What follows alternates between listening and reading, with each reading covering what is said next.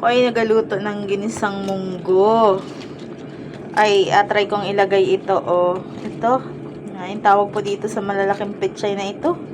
Bok choy. Try ko po itong ilagay sa munggo. Ginisang munggo. Ito kung masarap. No, kinayat ko na ng ganyan. Siguro pwede rin itong ilagay sa sa pansit. Hinibalay ko lang yung katawan. Dahil yan ay medyo matigas. Unahin ko siyang ilagay. Tapos ito pang huli yung mga dahon. Susunod kaya, try ko yung ilagay sa pansit. Parang masarap. Nilagay ko na yung, paklang. Yung mga matitigas na part.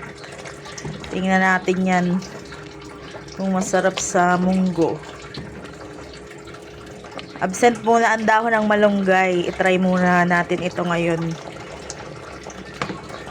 Bok choy yata nga ang tawag dito. Tama po baga ako? Bok choy? Or correct nyo po kung mali. Parang yun ang tawag yata dito. Malalaking variety ng pechay. Lagay ko na yung dahon.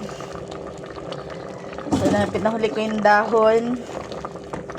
Tapos, syempre, hindi mawawala. Lagi akong may hipon. Ayan. Sama-sama na yan.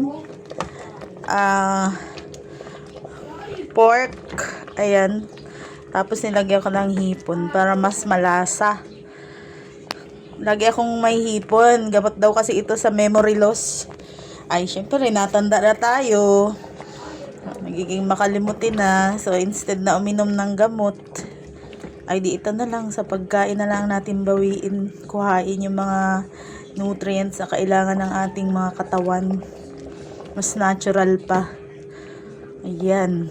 So, itong ulam namin ngayon, Sunday, ginisang munggo. Tapos nilagyan ko lang nilagyan ko ng pork at saka hipon. Ayan. Paluto na rin ito. Namumula-mula yan at dinamihan ko ng kamatis.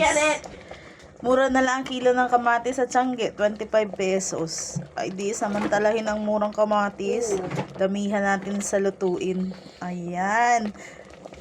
Kaunti na lang yan at malapit nang maluto. Ayan, luto na siya. Okay na to. Nakapagsaing na rin ako. Magaluto na lang ako ng tinapa. Tinapa ang kapartner nito.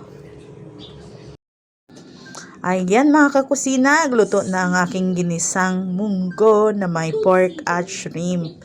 At yung green na yan ay bok choy ang aking nilagay, yung malalaking variety ng pechay. Absent muna ang malunggay ngayon. Trinay ko yan kasi sabi ni tita, masarap daw ito sa nilaga.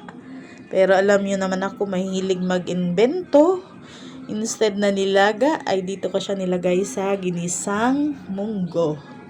Ayan ang aming ulam ngayong tanghalian.